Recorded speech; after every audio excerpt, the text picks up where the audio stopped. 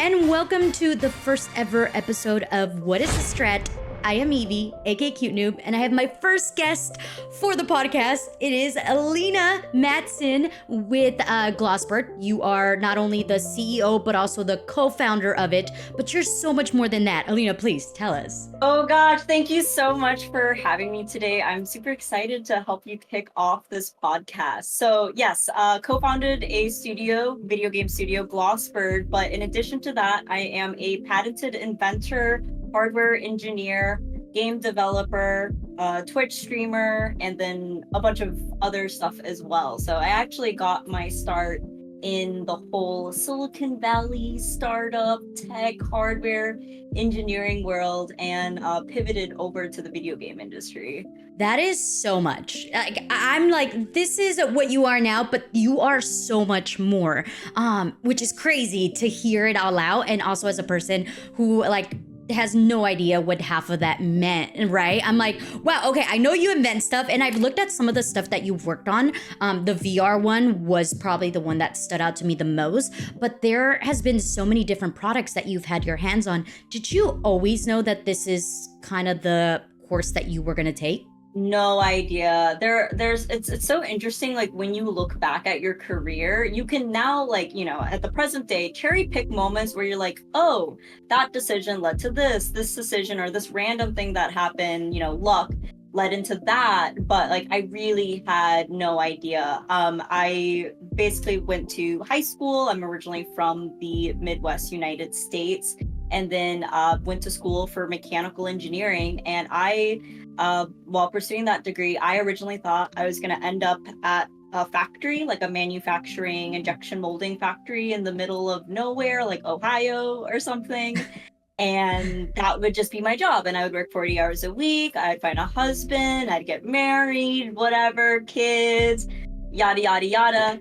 And it all changed. It all changed. And it was just me why don't I just experiment and try this little thing out that seems interesting? And that has led me in this crazy career to now this point. I'm happy for you, and I'm happy that what society expects of us as women did not kind of keep you from growing, because you have done so much amazing things.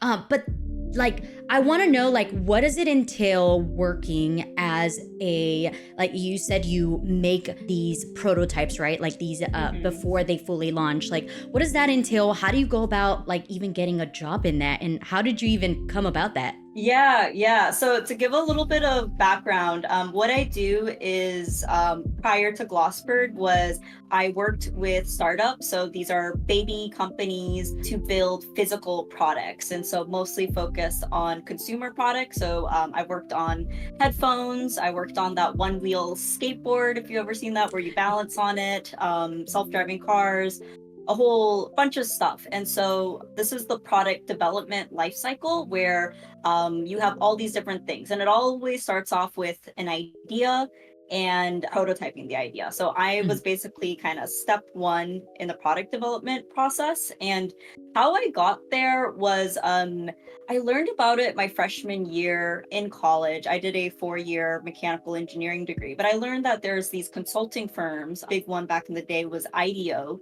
that these startups maybe didn't know how to build something, but they had the idea. So they would take the idea to these firms, and then the firms would flesh it out and make it a real thing for the first time. And I just thought that was the coolest freaking thing ever. So I pretty much applied to every firm in the United States. Period. Yes. Yeah, every single one, custom resume, custom cover letter, worked really hard. And then I also took a lot of electives that were in the prototyping space to try and get this job after graduation. It was definitely a dream. And I definitely was still thinking I'm probably going to still end up at this, factory, which, Wow. important job, but just wasn't a good fit for me. And I got lucky. I got a number of interviews, and eventually, actually, my first job was at one of these startup firms. So it was pretty incredible. Yeah, it sounds crazy. And we need people like that because sometimes an idea is so great, but you're like, where do we start? Or how do we even go about this? And you have no idea. And sometimes an idea just stays as an idea because you don't have someone to help you actually propel it forward. So you're amazing. That's to me, I'm like, yes, we need more people like you. And we need to be able to connect with people like that for sure. So on the side of Glossbird, what do you do exactly as the CEO, and like what does that entail in an everyday basis as well? Yeah. So when we think about video game development and video game studios, a lot of people just think about making the game. So that's what we call production. And that's cool. There's development, there's creating art, things to support that. So I do on that side of the business, the production side, I serve as a project manager. I assign the task, we run a board, I run, a stand-up meeting a couple times a week and just make sure the production team is running ahead. Mm. That I think is only really like half of the business. The other half is, so we're making the game, but we got to sell the game. And so the other half of my job as CEO is supporting on marketing efforts. So this could be chatting with content creators. This could be writing a press release to go on a website, writing emails, newsletters, things like that.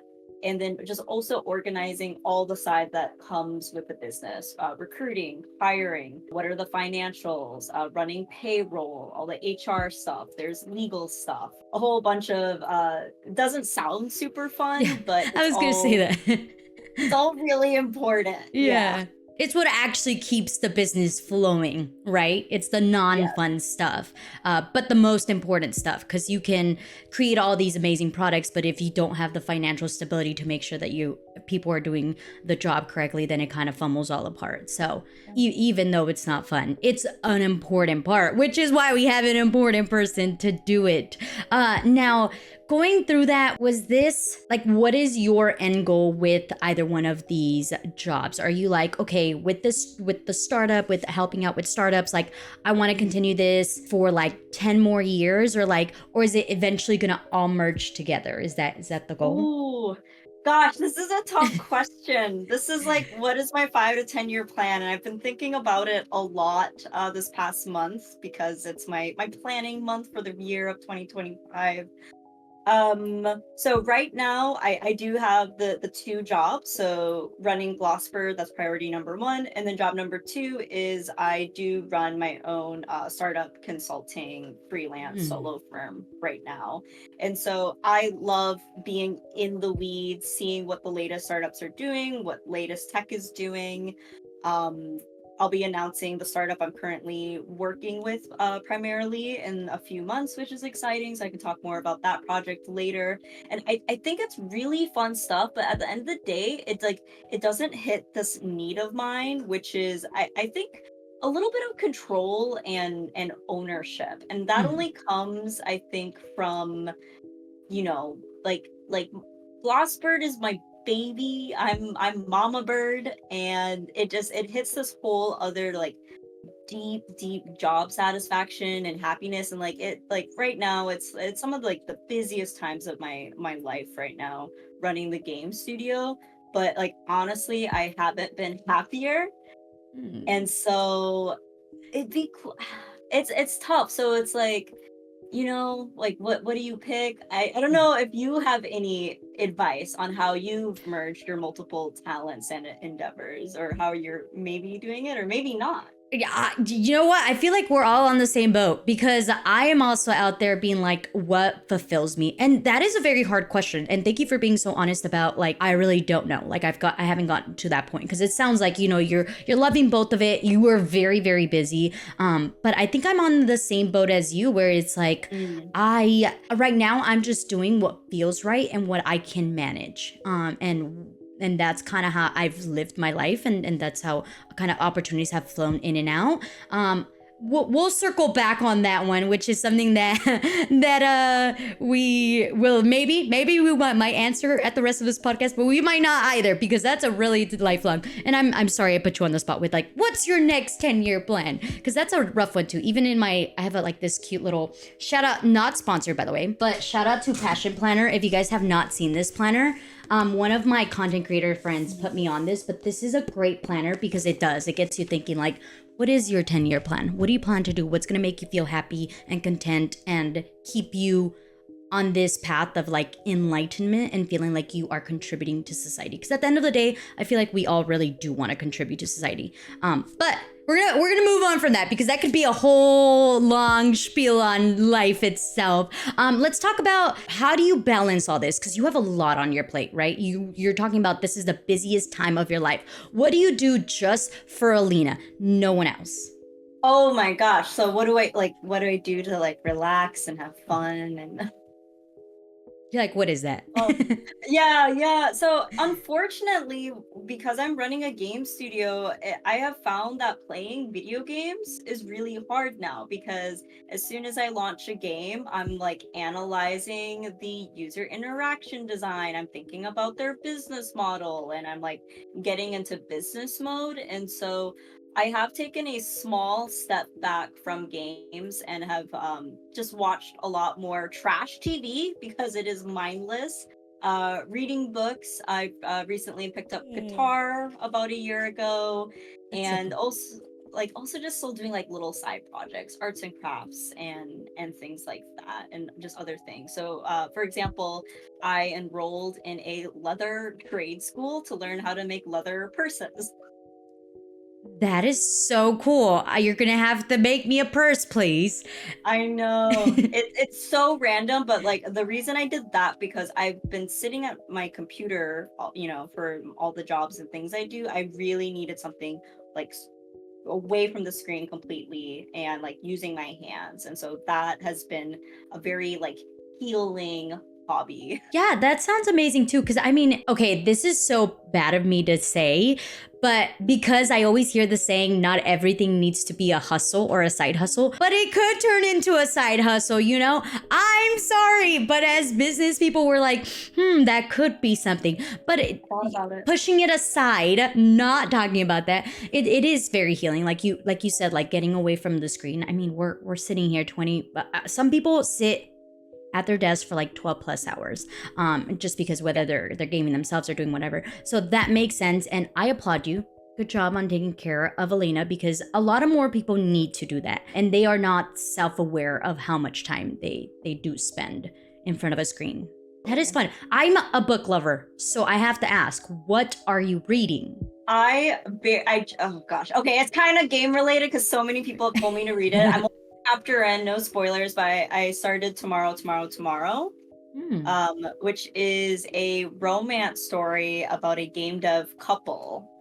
But it's not about game dev, it's about the romance. Okay. So I'm excited. Tomorrow, I'm gonna write this down. I think, does it have a dragon in the cover? It is this kind of rainbow cover. I'm turning around to see if I have it on my shelf behind me right now. I don't see it. I But, think I know it. I think I've seen it. I don't think that I've bought it yet, but I've seen it multiple times and was like, ooh, but haven't picked it up. So I'm gonna write it on my to buy. I have too many TBRs to read. It's a hobby that gets expensive after a while. But all right, reading, I love it. You're now also doing leather work. Let's talk about a more serious topic, and one that I kind of wanted to focus a little bit more on. And let's see. Okay, so we both are females and we play video games. What has that been like from a business perspective for you? it's think it's a superpower.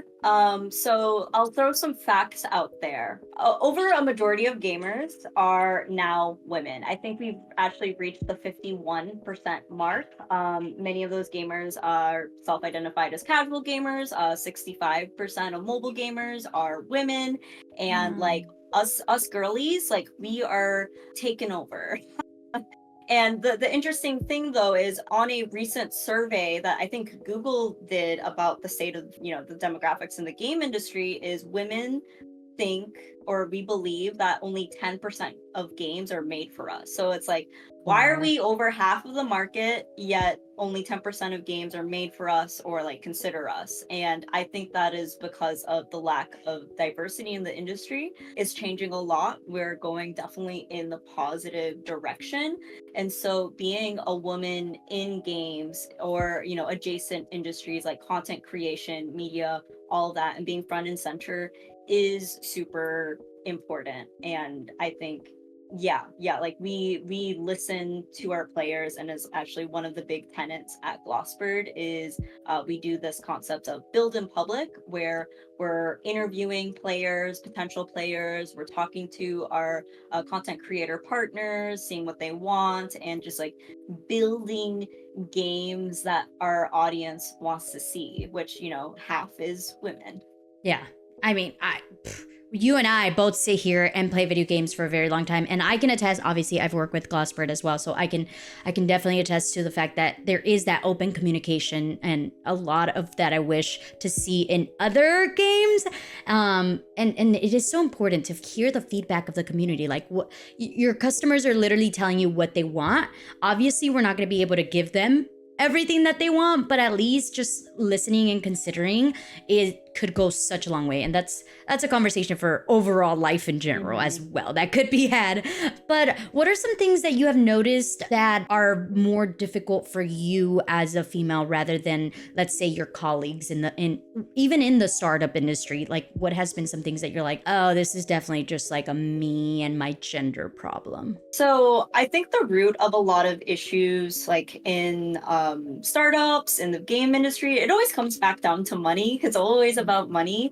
And the really tough thing is, I think, raising as a woman because of maybe certain like gender stereotypes or characteristics. If I am too assertive in a pitch call trying to pitch a venture capital firm for money, I'm going to be seen as bitchy instead of, you know, like assertive. Oh, that's a leader, blah blah blah. Like, you know, the term like girl boss. I'm not a regular boss, I'm a girl boss. I'm like, you know, this, and it does make getting the funding much harder. So right now 2% of VC funding, so venture capital funding, goes to women founded startups, female founded startups. 2%. That's That's insane crazy. to me, because I think women own, it's like something like 30 to 40% of businesses, yet we're getting 2% of the money. And so there's a lot of systematic bias there on just that first step of getting the money. If, you know, female founded studios were getting more money, I think we'd be seeing a lot more creative games, a lot more diverse games, and games that women want to play, and like, you know, all folks want to play at the end of the day too. Yeah, let's talk about the term boss. Like, how do you feel about that? Because I know, like, it was meant as an empowerment term, right? Like, everyone's like, yes, girl boss. But for you as an actual boss, like, you are a boss of a studio, you are a boss, whether you're doing project management, you are a boss, period. How does that term feel for you? Does it feel like an empowerment, or does it feel more so like, it's just a term to, like, you know? Yeah, it's contextual, and it's changed, because when that term first was coined, I read the book Girlboss that was by the nasty gal fashion founder Mhm. Sophia Amoruso, and I read the book and I freaking loved it. I was like, Same. yes, I want to be a girl boss. And so that term was really really empowering. But as the years gone on, and now I'm called, oh, Alina is the female founder, Alina is the girl boss, Alina is the female Twitch streamer, the female mechanical engineer. Like, it almost gets a bit annoying. Like, why are you always putting my gender identity first? When, Mhm. like, you know, these are workplace contexts, you should just talk about my job role, which is, you know, CEO, engineer, whatever that is. So, but, you know, you know, people say girl boss in like in that empowering way. Like, I know what you mean. Like, it's all in Yeah. context. It's like it's language. It's not a big deal to me at the end of the day. Fair enough. And I completely agree with that. Let's talk about the current gaming era and how you feel it is doing? Is it good? Is it bad? I mean, you are both sides of the coin. You're the developer, you are also the gamer yourself. So are things good? Do you feel like they're gonna get better, or are they bad, and why? Yeah, so this is definitely speaking from my perspective. I'm based in the US, from the US, all that stuff. So yeah, a bunch of disclaimers around this opinion. Um, I feel like in the United States, things are getting really political, really politicized, and that includes the content we consume. Unfortunately, we do see this big wave of pushback of games getting too woke. In my opinion, I don't think games are getting too woke. I think we need more of it. That's actually, in my opinion, the game industry changing for good. But there's also, I know it's alienating other types of gamers as well. So that could be a whole marketing and like PR issue. But also, it's just like there's just people we disagree with, or like nasty people, or just again kind of difference in political opinions. As far as the industry goes, there's a really big issue with money in the industry. We have record high layoffs in the games industry, yet we're also seeing like record high profits as well. And so, where is the money going? This is something I've been trying to figure out myself. I'm on the side having conversations with CFOs and financial analysis at some of these bigger studios to get a little better sense behind the scenes. Yeah, there's a lot of chaos happening. So I'm seeing a fracture. There's AAA, which, is burning through cash, maybe not handling their hiring and their financial projections super well. But then there's also the indie side. So coming from the indie side, I'm super hopeful. We've had some knockout indies the last couple of years. Yes. Vampire Survivors, Balatro, Animal Well.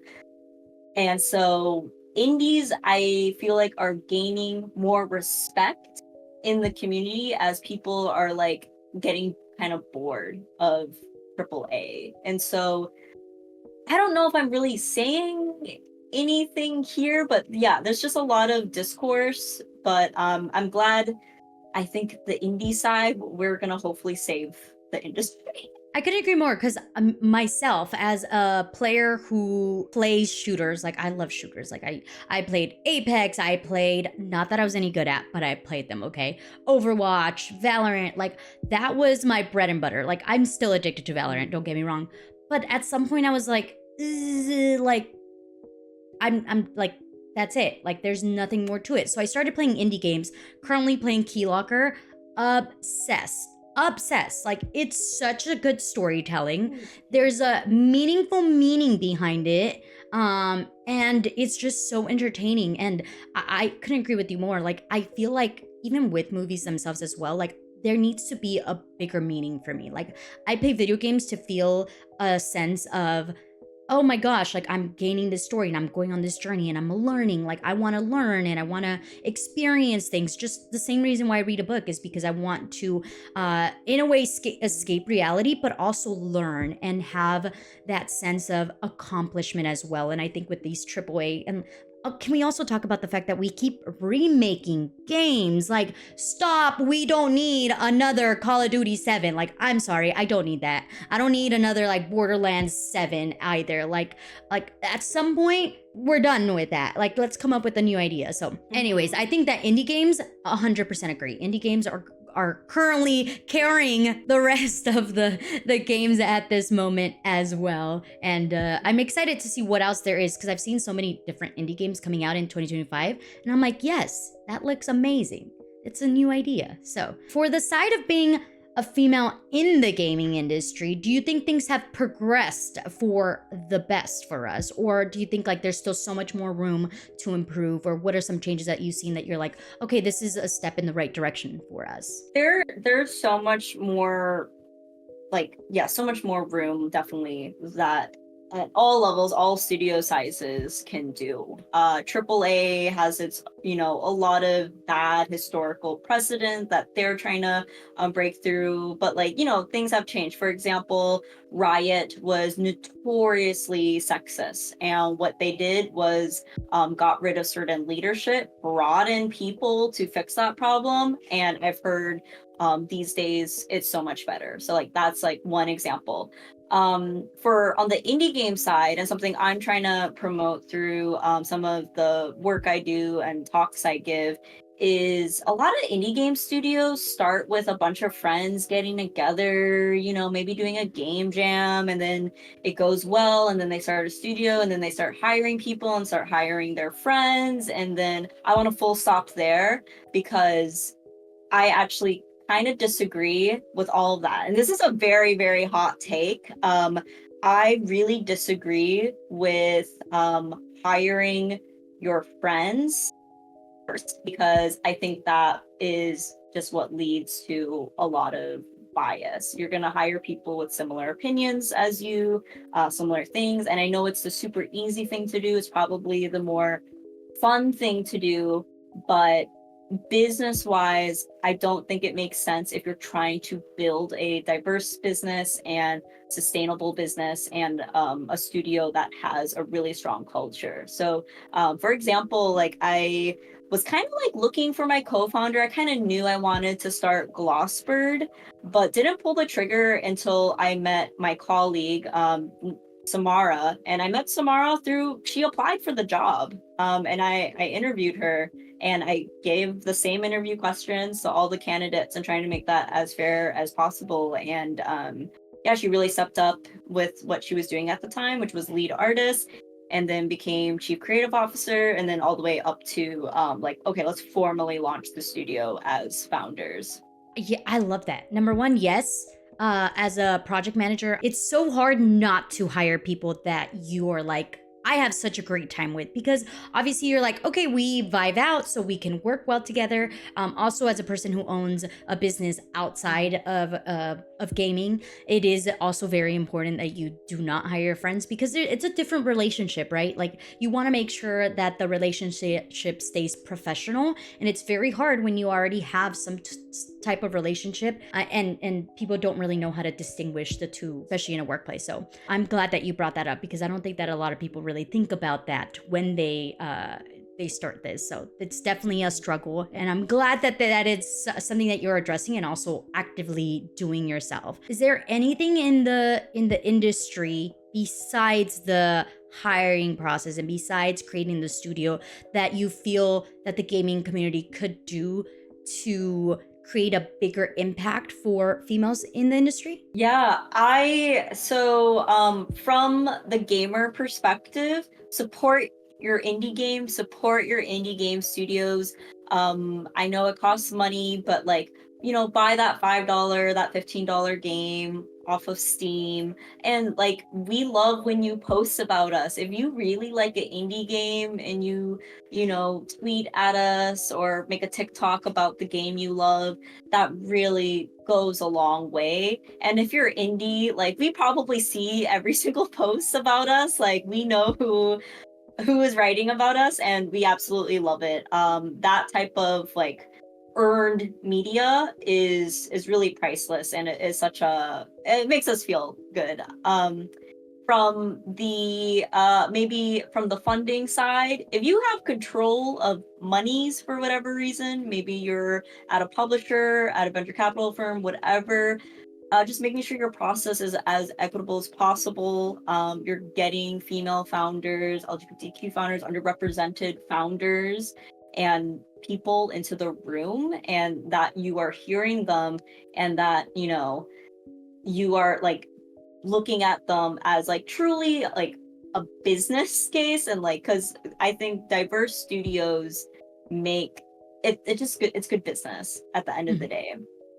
And then as a game studio, just being proactive and really think about how every decision affects your culture. And I think all those things can help make a stronger gaming culture community for on all sides. So you have had such a journey, like you, and your journey's still not over, right? Like you're on so many projects. You're still. I know that there's a certain app coming out pretty soon, so you're very hands on with your work. But has there been any people that you can rely on that have helped you out throughout your journey? That you're like, every time I'm stuck with a problem, whether it's in the project management or the CEO side, like that you go to, like who are your pillars in the community that have helped you continue to be successful? Totally. I rely on so many people, and that is my favorite part. Like compared to like Silicon Valley and engineering, about the game dev community is we are some of the nicest, most collaborative people. I will say, like, if you need help and you reach out to me, I will try my best to respond, whether I can help you, cannot help you, or like point you to someone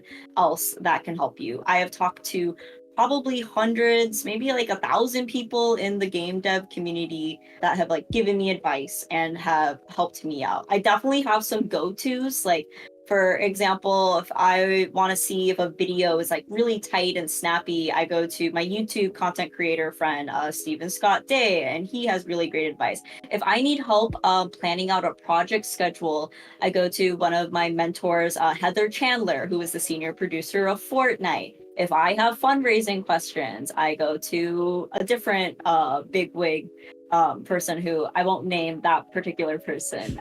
If I need, influencer content creator help, I might go to yourself or some other, like, we call them friends of the studio.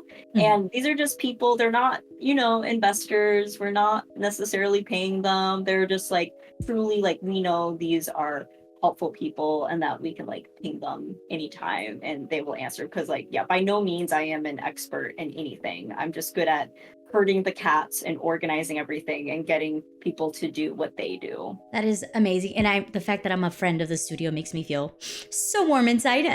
But you said it, like, you can't do it all on your own. So this is why I wanted to bring you on here to talk about your journey. So what are some advice that you can give people who are going to listen to this and want to become CEOs, want to become project managers, or want to start up their own in the technology world as well? Like, what are some things that you would point out? Maybe some schooling, maybe some, I don't know, YouTube videos that you're like, okay, this was really helpful. Like just something that they can go to and like follow through with. Yeah, so specifically, and I'm going to use my personal example of founding a studio and, being the CEO of a studio.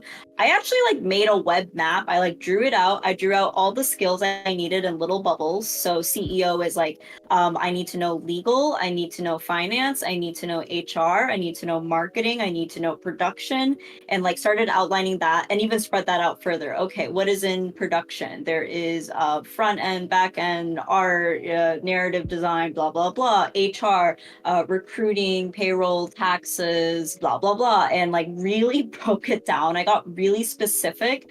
And then from there, I'm like, what do I want to learn?